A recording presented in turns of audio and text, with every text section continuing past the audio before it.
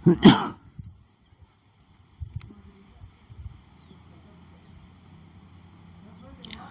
एक कमेंट है किसी भाई साहब का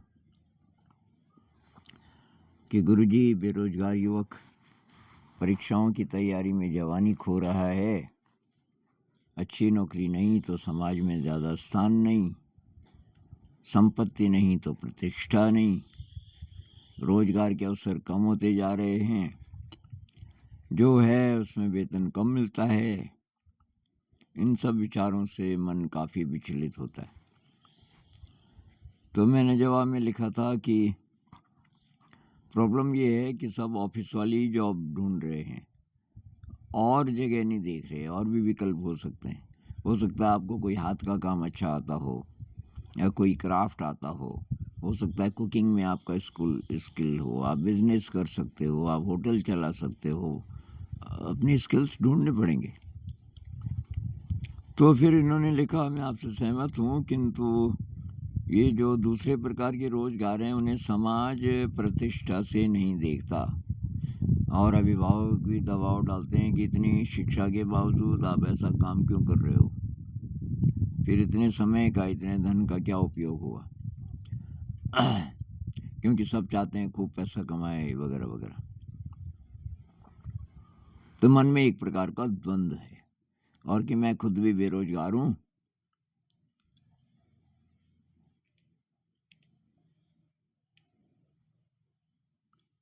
तो सामने अंधकार दिखाई दे रहा है, उम्र भी बढ़ रही है।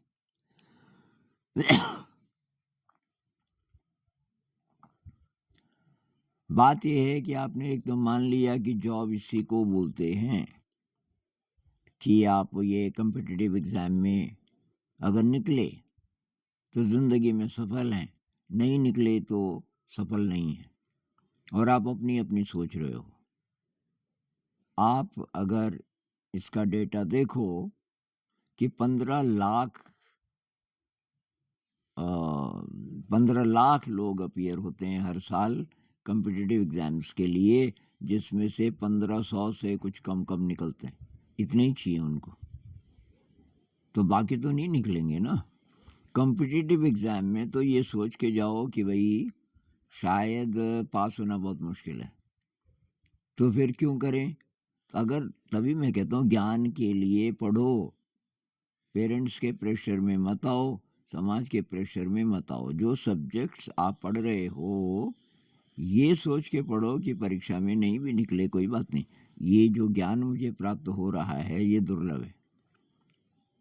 अब आप बोलोगे कि ज्ञान नहीं चाहिए, पैसा ही चाहिए, तो भाई तब तो यही होगा, दुखी मिलेगा आपको। बाद में भी जॉब मिल भी गई तब भी आप दुखी रहोगे, क्योंकि ज्ञान से तो आपकी दोस्ती हुई ही नहीं, तुम तो पैसे के पीछे भाग रहे हो। वो कहानी है ना कि दो देवियां हैं, एक पैसे की देवी है लक्ष्मी, एक ज्ञान की देवी है सरस्वती। असली ज्ञान जो कि आपको अंदर की यात्रा की तरफ ले जाता है और आपको कि चुनने के लिए बोलते हैं, बोलो किसके पीछे जाओगे। ये है कहानी कहीं हमारे पता नहीं किसी वेद में हो, उपनिषद में हो। तो जो तो लक्ष्मी को चुनता है, मतलब धन दौलत को, लक्ष्मी के पीछे जो चला गया सरस्वती रूठ जाती है। अब उसके जीवन में ज्ञान नहीं आएगा, ज्ञान नहीं आएगा तो खुशी नहीं आएगी, क्योंकि असली जो खुशी है, तृप्ति है, उसका संबंध पैसे से नहीं है, ज्ञान से है। पैसे से प्लेजर आ सकता है, लेकिन असली खुशी नहीं आएगी, शांति नहीं आएगी, और जितना प्लेजर आएगा उससे ज़्यादा दुख भी आएगा। लेकिन जो सरस्वती को चुनता है, मतलब असली ज्ञान को, तो लक्ष्मी को ईर्ष्या होती है और लक्ष्मी उसके पीछे पीछे चल पड़ती है और उसको बार बार टेम्प्ट करती है, बार बार उसके कदमों में सोना चांदी बिखेर देती है। ये देख, अब आपको जरूरत होगी 2-4 सिक्के उठा लोगे, अब बोलोगे देवी जी नमस्ते, जाना मुझे इधर ही है। अब आपने बिखेर दिए तो मैंने ले लिए थोड़े बहुत। कहने का मतलब, अगर आप सचमुच ज्ञान की उपासना करोगे ज़िंदगी में तो कभी भी दौलत की कमी नहीं होगी। दौलत चाहे आपके पास है या नहीं, आपको ये गरीबी महसूस नहीं होगी। हमेशा अबंडेंस की फीलिंग होगी। ये मैं थ्योरी नहीं बता रहा हूँ। मेरी ज़िंदगी तो वही ऐसी रही। मेरा कोई ड्रीम नहीं था, मुझे नौकरी तो करनी ही नहीं थी। मुझे तो बहुत बड़ा बंधन लगता था, ये कुर्सी पे बैठ गए जी ऑफिस में सुबह से शाम तक, और काम ऐसा कर रहे हैं जिसमें कोई क्रिएटिविटी नहीं। इंसान के लिए वो काम है ही नहीं भाई। या तो म्यूजिक हो, या तो ड्रामा हो, या तो डांस हो, कुछ क्रिएटिव हो, या कोई हाथ का काम हो, उसमें भी क्रिएटिविटी है। कुकिंग हो, बिल्डिंग बनानी है, चाहे लेबर का ही काम करो, अगर आपकी नज़र उस पे है कि कैसे बन रही है बिल्डिंग, तो आप उससे भी सीखोगे। और या जैसे कि साइंस में एक्सपेरिमेंट्स कर रहे हो, नई नई चीज़ें सीख रहे हो, और गणित में कोई नई चीज़ निकाल रहे हो, तो तब तो बात हुई। लेकिन ये कौन करेगा? जो पैसे से नहीं तोलता क्रिएटिविटी को। जब तक आपकी नज़र में कोई भी काम अच्छा तब है जब उससे पैसा आए, तो तब आपको न तो ज्ञान मिलेगा, न आपको सुख मिलेगा। समाज को तो एक तरफ रख दो। समाज प्रतिष्ठा से नहीं देखता। काहे के लिए चाहिए प्रतिष्ठा इस सड़े गले समाज की? भाई जो समाज जिसमें आपके माता पिता भी शामिल हैं, जिस समाज को ज्ञान की कद्र नहीं है, क्रिएटिविटी की कद्र नहीं है, तुम इंसान हो क्यों पैदा हुए इस जगत में, ये जो याद नहीं दिला सकते आपको, उनको छोड़ो। उनकी प्रतिष्ठा का क्या करोगे? तो अकेले होना पड़ेगा। अगर आपको जीवन का असली रस लेना है तो साइकोलॉजिकली अकेले हो जाओ। मेरा मतलब ये नहीं कि शादी मत करो और बच्चे नहीं होने चाहिए, या नौकरी मत करो, मैं ये भी नहीं बोल रहा हूँ।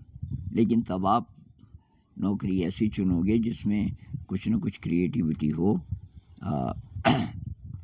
ऐसा ना हो कि आत्महत्या का मन कर रहा है बार बार। पैसे तो बहुत हैं, लेकिन एक और भी कमेंट आज था, वो पता नहीं कहाँ चला गया, अभी मैं ढूंढ रहा था उसको। उसमें ये था कि आप ये क्यों बोल रहे हैं कि प्रतिष्ठा नहीं होनी चाहिए, धन नहीं होना चाहिए। भाई ये कब बोला मैंने ये बोला साइकोलॉजिकली फ्री हो जाओ दुनिया से। मैंने ये नहीं बोला कि दुनिया से कोई मतलब मत रखो फिजिकली भी। तो ये नहीं समझे शायद आप। मेरा मतलब रोटी, कपड़ा, मकान, पैसा, ये तो चाहिए। प्रतिष्ठा ये साइकोलॉजिकल है। समाज की नज़र से जब आप देखते हो कि समाज मुझे बड़ा आदमी कहेगा कि नहीं कहेगा, बस ये जाल है। ये साइकोलॉजिकल डिपेंडेंस है संसार पे। साइकोलॉजिकली फ्री होना है, चाहे आपके पास पैसा है चाहे नहीं है। मैंने ये नहीं बोला गरीबी में जियो। पैसा आता है, वेलकम, उसका सदुपयोग करेंगे। प्रतिष्ठा की ज़रूरत नहीं है, लेकिन लोग अगर वाह वाह कर रहे हैं, आप चुपचाप निकल जाओगे। उसको वैल्यू मत दो वाह वाह को।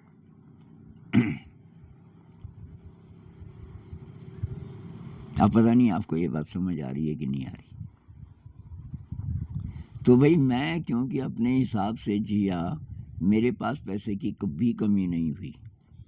लाखों की भी ज़रूरत पड़ी। यहाँ तो हमने कंस्ट्रक्शन किया। ये जो ज़मीन है, हमको तो 2 बिल्डिंग्स दी गई थी, एक रहने के लिए, एक स्कूल की बिल्डिंग दी गई थी। तो ये हमारी ज़मीन थोड़ी है। लेकिन इस पर हमने 40 लाख से ज़्यादा खर्च कर दिया अभी तक। हमने अपनी रहने के लिए एक बहुत बढ़िया किचन और कुछ और चीज़ें, ये सारा कंस्ट्रक्शन किया खुद पैसा कमा कर, और दोस्तों से थोड़ा, फिर दोस्त लोगों ने भी मदद की। इतना पैसा कोई ऐसे ही लगा दे, और वो भी जो आपकी ज़मीन नहीं है। लोगों ने बोला यार यहाँ क्यों खर्च कर रहे हो, और यहाँ से तो कभी भी जाना पड़ सकता है, ये आपकी ज़मीन थोड़ी है। हमने कहा आपकी ज़मीन कहाँ है? भाई धरती पे कितने टाइम के लिए आए आप? जिसको आप अपना मकान बोलते हो, अपनी ज़मीन बोलते हो, कितने दिन के लिए? ज़िंदगी तो बहुत छोटी है यार। अब आप कहते हो कि तब उसका फ़ायदा क्या हुआ? इतना पैसा खर्च हुआ। पेरेंट्स कहते हैं इतना पैसा खर्च हुआ, इतना टाइम खर्च हुआ। ये बात वैसे ही है कि आप दलदल में चलते रहे। दलदल में चलते-चलते किसी पॉइंट पे अक्ल आ गई कि ये गलत रास्ता है। बगल में एक सूखा रास्ता है, हटो यहाँ से, सूखे रास्ते पे चलो। तो आप क्या बोलोगे कि तो इतना फ़ायदा क्या हुआ? मैं तो कब से दलदल में चल रहा हूँ घुटने-घुटने तक, इतना ज़्यादा मेहनत की, क्योंकि दलदल पे चलने में तो मेहनत ही लगेगी ना, ऐसा बोलोगे आप? प्रॉब्लम ये आपको दलदल नज़र नहीं आ रही। आप सोच रहे हैं कि जिस दौड़ में आप हैं, वो अच्छी है, क्योंकि इसमें सम्मान है और ये है और वो है। ऐसा सोच रहे हैं अगर निकल गए तो, और निकलना तो लगभग आपको लग रहा है कि असंभव है। आप खुद ही बोल रहे हैं ना, सब अंधकार दिख रहा है, क्योंकि सिलेक्शन शायद होने वाला नहीं है। भाई अंधकार काहे के लिए दिख रहा है? ये सही हो रहा है, छोड़ो इस दिशा को और कुछ अपनाओ, कोई बिजनेस करो, कुछ करो। अब आप डर जाते हो बिजनेस कैसे करें, मेरे को तो कुछ आता ही नहीं, मैंने तो किताबें नहीं पढ़ी अभी तक। ऐसा नहीं, आप शुरुआत तो करो, थोड़ा सा देखो क्या क्या कर सकते हो आप। अब उसमें लोग हंसेंगे, जरूर हंसेंगे, वाह जी वाह। तो एक ने ना वो चाय की दुकान खोली, कम्पिटिटिव एग्ज़ाम वगैरह दिया, 2-3 बार फेल हो गया और खोली नहीं। उसका छोटा भाई था जिसकी दुकान थी, तो छोटे भाई ने ज़्यादा पढ़ाई नहीं की, उसने एक छोटी सी चाय की दुकान खोली, वो ज़रा ज़रा ठीक चलने लग गई। अब बड़े भाई ने काफ़ी टाइम वेस्ट किया आईएएस की तैयारी में, तो एक दिन छोटे भाई ने कहा कि ये भाई साहब ये कब तक करने वाले हो आप? कितनी बार? 3 बार तो फेल हो गए, आप क्यों नहीं मेरे साथ आ जाते? तो भाई ने कहा यार अभी तो अब और कुछ है भी नहीं मेरे हाथ में, चल कुछ दिन मैं तेरे साथ आ जाता हूँ। अब वो चाय की दुकान में आ गया और वो दुकान चली बहुत शानदार। अब मुझे पता है क्योंकि मैं तो हॉस्टल में रहता था और हम रात को जाते थे चाय पीने। अब रात को पढ़ रहे हैं, रात को चाय कहाँ से मिलेगी? तो हॉस्टल की दीवार टप के एक हमारा सीक्रेट रास्ता था, पाइप से नीचे उतरते थे और ये 4 दीवारी पार करते थे और उसकी दुकान में बहुत शानदार चाय, और रात भर चलती थी, क्यों ट्रक आते थे रात को। तो वो इतनी बढ़िया चली वो दुकान। 2 साल बाद वो कहने लगा कि ये मेरी अच्छी किस्मत रही कि मैं नहीं निकला ये इसमें। इतना बंधन वहाँ, इतना स्ट्रेस, और कुल मिला के जितने पैसे वहाँ मिलते उससे ज़्यादा तो अब यहाँ मिलने लग गए। तो ट्राई करना पड़ेगा, पैसे के लालच से नहीं। इसलिए मैं कहता हूँ पहले आध्यात्म की दिशा आपकी होनी चाहिए। आप मनुष्य हो, क्यों पैदा हुए? इसलिए थोड़ी पैदा हुए पैसा कमाओ और उसे ये रोटी कपड़ा मकान जुटाओ, ये तो सब जानवर करते हैं, और फिर ऐसे ही मर जाओ।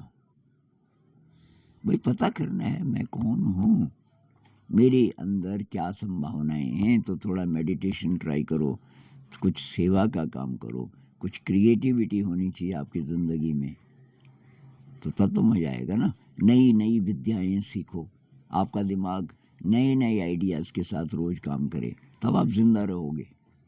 इसीलिए तो ज़्यादातर लोग पहले ही मर जाते हैं। ये जॉब लगी तो तब तो पूरे ही मर गए, अब ब्रेन का उपयोग ही नहीं करते क्रिएटिव ढंग से। अब ये बातें भाई मैं बार बार बोलता हूँ, और मेरी ज़िंदगी तो ऐसे ही चली।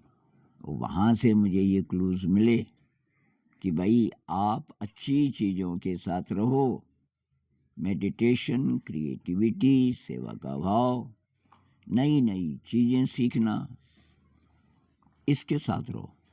सोचो ही मत पैसा कहाँ से आएगा और कैसे काम चलेगा, और आपको अपॉर्चुनिटीज़ मिलती जाएंगी और सब ठीक होता जाएगा। नमस्कार।